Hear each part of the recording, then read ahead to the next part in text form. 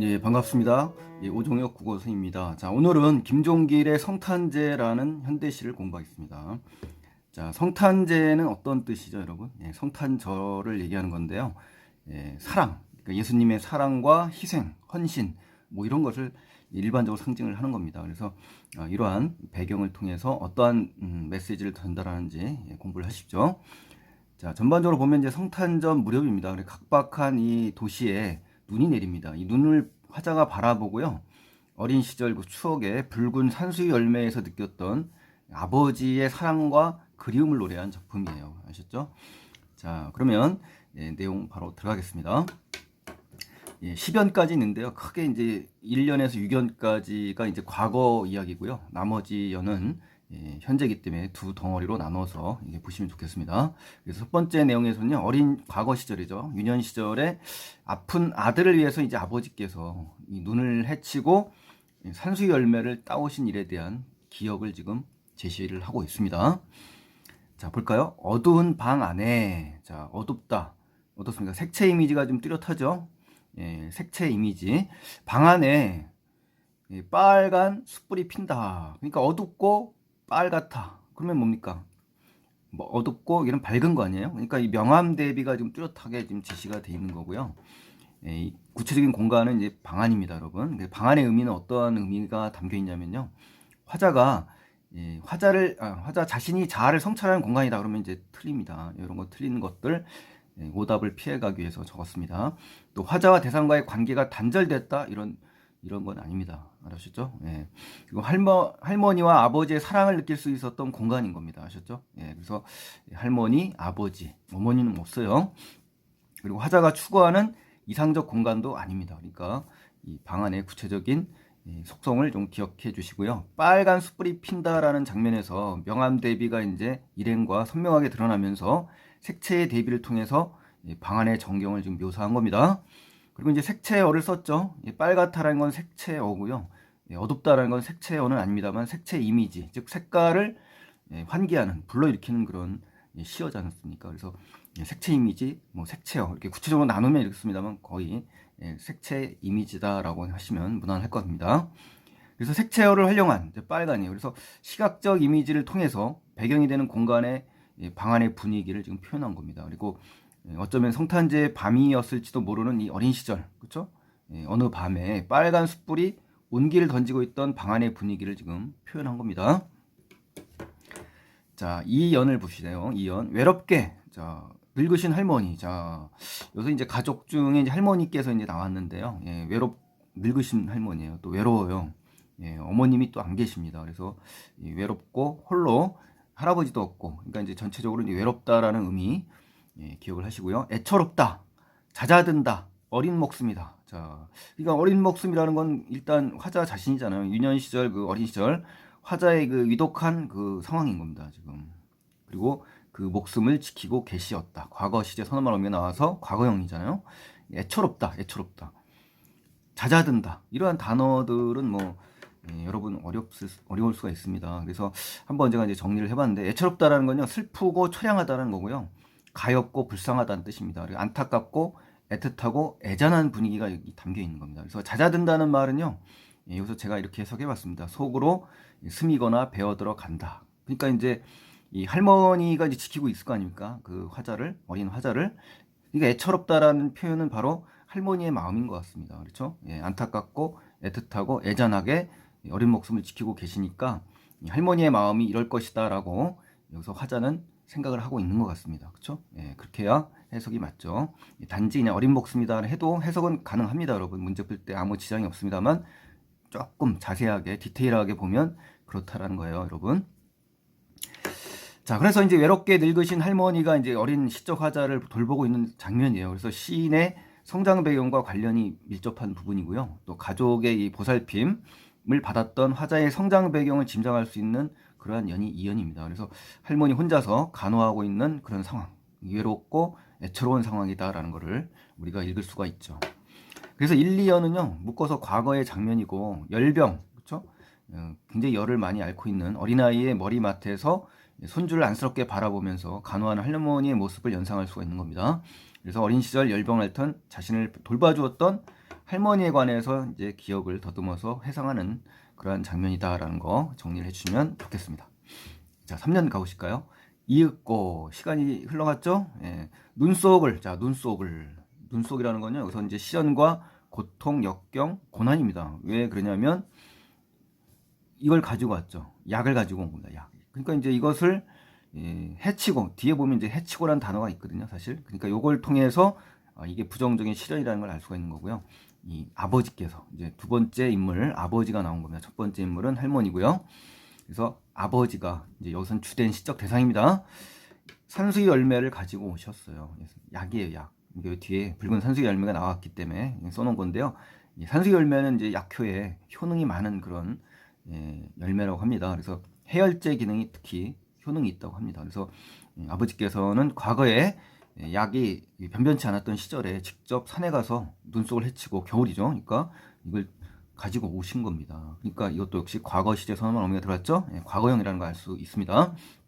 그래서 눈속을 헤치고 약을 구해왔어요. 이 아버지께서. 이 사랑, 이러한 그 헌신적인 사랑은 어떻습니까? 현재 살아가는 이 또 삭막한 현실을 이겨낼 수 있는 인간애로 확장될 수가 있는 겁니다. 그래서 이런 부분이 나중에 전체적으로 해석을 하다 보면 전체 인류애까지 또 인간애까지 확장할 수가 있는 거죠. 휴머니즘까지. 그래서 눈속을 헤치고 구해온 이 약에 담긴 아버지 고귀하고 가치 있는 희생, 또 사랑, 현대인의 이 메마른 삶을 이겨낼 수 있는 인간애로 확장될 수 있는 하나의 극복의 과정이라고도 해석할 수가 있는 겁니다. 그랬어요. 영탐법이고요. 아버지께서 눈을 헤치고, 그렇죠? 시련과 고난, 역경을 헤치고 따오신 그 붉은 산수유 열매, 강조하는 거예요. 그 붉은 산수유 열매. 그러니까 산수유는 열매인데 여기서 아버지의 희생과 헌신적인 사랑, 이게 이제 담겨 있는 겁니다. 그리고 감탄사 R을 씀으로 인해서 화자의 고조된 감정을 표출하기도 하고요. 그렇죠? 또 붉은 산수유 열매는 시상을 집약합니다. 집약이라는 것은 집중된 도로 몰려 있다는 겁니다. 이 시어에. 그렇죠? 시상이 집중된다는 얘기는 시의 전체 분위기의 핵심적인 단어로서 집중시킨다는 겁니다. 이 단어 하나에. 또 색채 대비를 통해서, 그렇죠? 색채 대비, 하얀 눈, 그렇죠? 이 하얀 눈, 그리고 빨간 산수 열매, 이 색채 대비가 뚜렷하지 않습니까? 그래서 아버지의 이 고귀한 사랑을 더욱 잘 보여주는 그러한 그 방법이라는 것까지 정확하게 기억해 주시면 좋겠습니다. 자, 다음 면 볼까요? 나는, 자, 시적 화자가 직접 표면적 화자가 드러났습니다. 한 마리 어린 짐승이다. 어린 짐승이다. 그러니까 앞에 부분에서는 어린 목숨이라고 이야기를 했었죠. 근데 여기서는 이제 어린 화자, 어린 짐승이라고까지 이제 표현했습니다. 짐승이라는 건요, 왜 이렇게 이제 표현을 했을까요? 짐승은 어떻습니까? 제가 동물의 왕국이라든가 어떻습니까? 이 동물에 대해서 되게 관심이 있어서 많은 그 비디오라든가 영상을 많이 봤거든요. 진짜로 이 새끼 또 짐승, 정말 그 어미가 없으면요 거의 100% 죽습니다. 그래서 특히 그 아프리카 같은 데 가보면요 어린 짐승들은 살아날 확률이 거의 없더라고요. 워낙 그 야생에서 사는 짐승들, 그런 느낌을 저도 받았거든요. 근데 이제 어린 짐승인데 연약하다라는 거, 애처롭다는 표현을 지금 한 겁니다. 그러니까 어린 짐승의 의미는 굉장히 연약하고 애처로운 상태다라는 거를 보여주는 그러한 시어라는 거 정리하시고요. 아버지의 심정을 형상화한 겁니다. 화자가 아버지의 심정이 아마 이랬을 것이다라는 거, 그런 것을 지금 형상화한 겁니다. 젊은 아버지의 그 서늘한 옷자락, 그렇죠? 이제 추위에 눈속을 좀 헤치고 오셨기 때문에 옷자락이 어떻습니까? 서늘할 수밖에 없겠죠. 촉각적인 심상을 통해서 아버지의 고귀하고 헌신적인 이런 무한한 사랑을 지금 그려낸 겁니다. 이 단어 속에요. 그렇죠? 그래서 화자가 경험하는 현대인의 메마른 삶을 형상했다 그러면 틀린 거죠. 오히려 이거를 극복시킬 수 있는 계기가 되는 거죠. 그렇죠? 그래서 이 OX를 정확하게 공부를 해주시면 좋겠습니다. 그래서 이 서늘한 옷자락에 담긴 그 유년 시절은 아픈 화자를 위해서 이 시련을 헤치고 이 약을 구해오신 이 아버지의 참다운 희생과 고귀한 사랑, 이걸 떠올리는 소재가 바로 서늘한 옷자락이라는 거 확인해 주시기 바랍니다. 또 연로 상기한, 이 상기하는 건 연로가 아주 붉게, 볼이 붉게 붉어졌다는 얘기예요. 그래서 말없이 부비는 것이었다. 이 추위에 있었던 그런 모습이죠. 그렇죠? 그래서 서늘하다라는 표현, 여기 서늘하다라는 표현하고 온이라는 부분, 이것이 이제 어떻습니까? 냉온의 대비가 되는 겁니다. 차가움과 뜨거움. 그렇죠? 그래서 이 색채 대비라든가 명암 대비, 냉온 대비 이렇게 대비되는 짝이 지금 계속 나오고 있네요. 그렇죠? 예. 자, 서로 대비되는 이런 촉각적 이미지를 활용해서요. 어린 시절의 경험이 주었던 인상을 강조하는 겁니다. 그 장면들을요. 그래서 아버지의 사랑을 잘 드러낸다라고 볼 수가 있는 겁니다. 또 아버지가 눈을 헤치고 왔죠. 그러니까 아버지 옷자락은 서늘한 촉각적 이미지로 표현된 거고요. 또 나는 어때요? 화자는 열이 끓던 어린 화자의 볼은 열로 붉게 빨갛게 됐죠. 그래서 뜨거운 촉각적 이미지로 표현된 겁니다. 아셨죠? 예, 그러니까 여기서는 예, 화자가 아파서 그죠? 고열로 인해서 열이 붉어진 거고 아버지가 시련 속에서 다녀오셨기 때문에 서늘한 겁니다. 예, 그래서 촉각적 이미지로 표현했다 이렇게 정리를 하시고요. 따라서 이제 뜨거운 볼, 그죠? 찬 옷자락 이렇게 이런 촉각적 이미지를 이제 불러일으킵니다. 그래서 어린 시절 어느 밤에 경험이 준 인상을 지금 제대로 강조를 해주신 거고요. 예, 감각적 심상, 그죠? 예, 이걸 통해서 화자의 현재 상황을 잘 제시했다. 이런 표현들, 자, 이런 표현들이 이제 선택지로 이제 나올 수 있으니까요. 예, 정확하게 이렇게 깊이 있게 공부를 해주시면 예, 내신이라든가 각종 시험에 좀 더 어떻습니까? 자신감이 생길 수 있다라고 봅니다. 자, 그럼 이제 두 번째 페이지 가겠습니다. 두 번째 페이지. 자, 김종길의 성탄제는요, 중학교 교재에도 나온다라고 나온 걸 봤거든요. 예, 굉장히 어떻게 보면 이제 쉽다라고 생각할 수 있지만 이렇게 깊이 들어가면 상당히 까다롭고 어렵습니다, 여러분. 그러니까 뭐든지 쉬움 속에서도 아는 만큼 보이게 됩니다. 그래서 깊이 들어가는 만큼 정말 무한한 지식의 세계가 있다라고 보니까요. 꼼꼼히 보시는 게 좋습니다. 자, 이따금 뒷문을 눈이 치고 있었다. 자, 뒷문에 눈이 치고 있었다. 이 눈이 회상의 매개물이거든요. 그날 밤, 과거를 떠올리잖아요. 과거의 상황. 어쩌면 성탄제의 밤이었을지도 모른다라고 추측합니다. 그러니까 어린 시절에 아파 있었던 그 날이 왜 성탄제입니까? 너무나 그 아버지의 사랑과 희생, 헌신을 지금 몸소 체험을 했잖아요. 아마 이 날이 온 세상에 사랑을 내리는 그러한 숭고한 아버지의 그 사랑을 느낀 날이 바로 아마 성탄절이었을지도 모른다라는 이야기를 하는 겁니다. 그렇죠? 예, 그만큼 아버지의 고귀한 사랑에 감동을 받은 겁니다. 그래서 그날 밤 화자가 사랑과 구원의 의미를 가지고 구원받은 거죠. 그렇죠? 그래서 성탄제는 아버지의 사랑을 인류애로 확대한다라고 보실 수 있는 겁니다.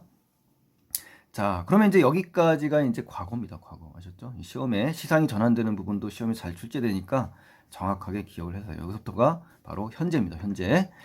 자, 그래서 이제 마지막 7년에서 10년을 묶어버리면요. 아버지 사랑에 대해서 서러운 30살에 대해서 불현듯 느끼는 그리움을 이야기합니다. 그래서 주된 정서는 뭐냐 그럴 때 그리움입니다. 가장 중요한 정서예요. 어느새 나도, 자, 시상이 바뀌었죠. 어느 사이에 이제 나도 그때의 아버지만큼, 그렇죠? 과거의 아버지 서늘한 옷자락을 갖고 있었던 그 아버지만큼 이제 나이를 먹었다는 겁니다. 이제 시간의 경과를 얘기하는 겁니다. 지금 시상의 전환이에요. 여기서부터 옛 것이라고 찾아볼 길 없어요. 상실감이죠. 없다고 하는 걸로 봐서, 그렇죠?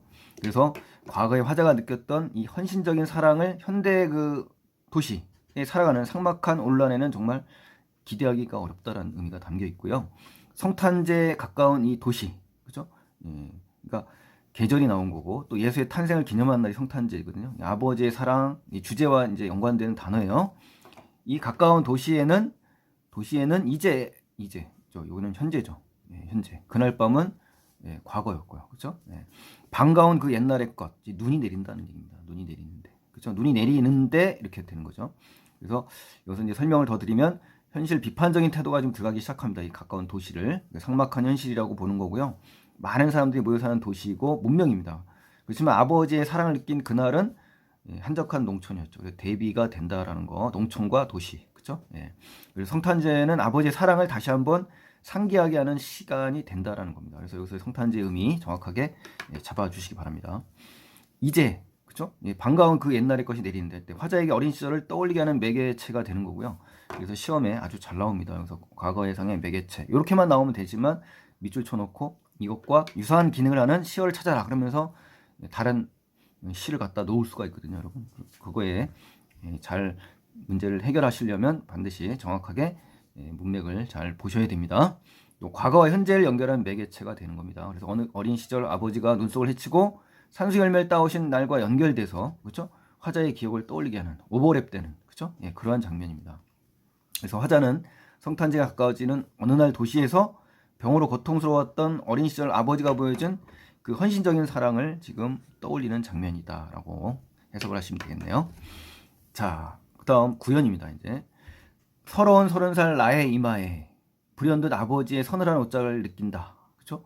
자, 여기서 이제 여러분 시옷이 지금 계속 반복되는 거 보이시죠? 한 번, 두 번, 세 번. 그렇죠? 예, 이렇게 시옷이 세 번 반복되기도 하고 그 음절 자체도 반복이 되고 있어요. 예, 이런 것이 바로 운율을 느끼게 하는 겁니다, 여러분. 아셨죠? 예, 그래서 동일한 음운의 반복을 통해서 리듬을 살리고 강조를 하고 있다. 이렇게 정리를 하시면 좋겠네요.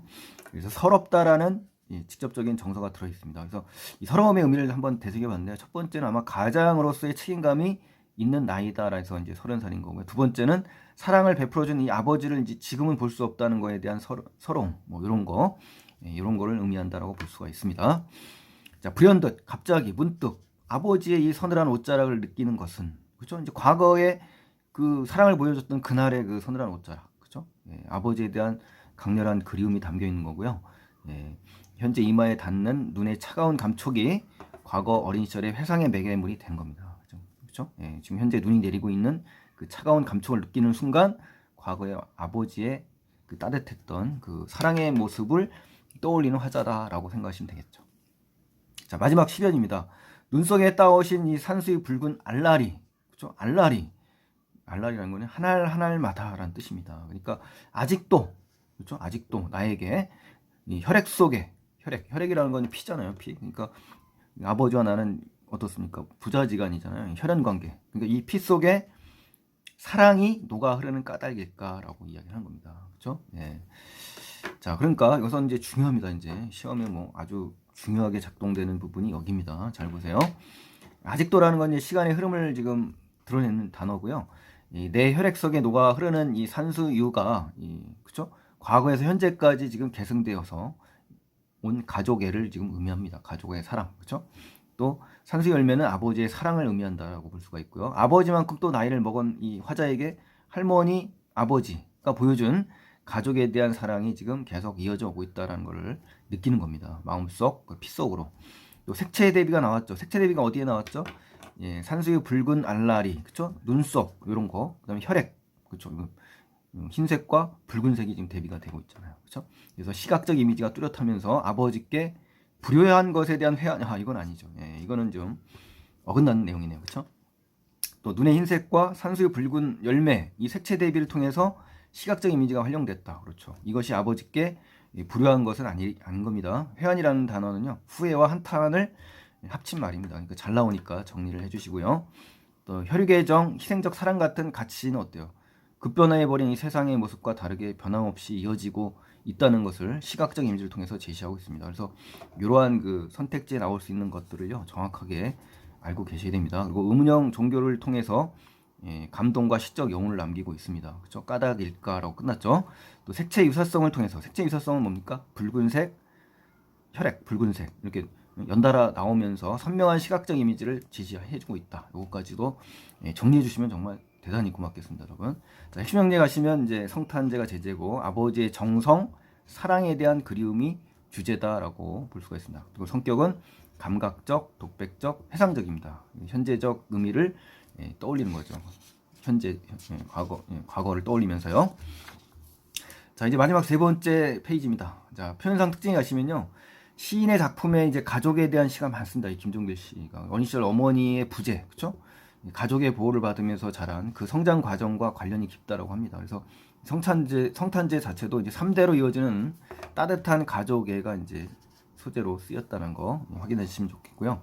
이러한 가족애가 어때요? 개인의 경험을 뛰어넘어서 현대인의 이 메마른 삶을 극복할 수 있는 그런 영양제 역할 같은, 그렇죠? 인간애를 확장하는, 그리고 독자에게 공감을 얻게 되는 겁니다.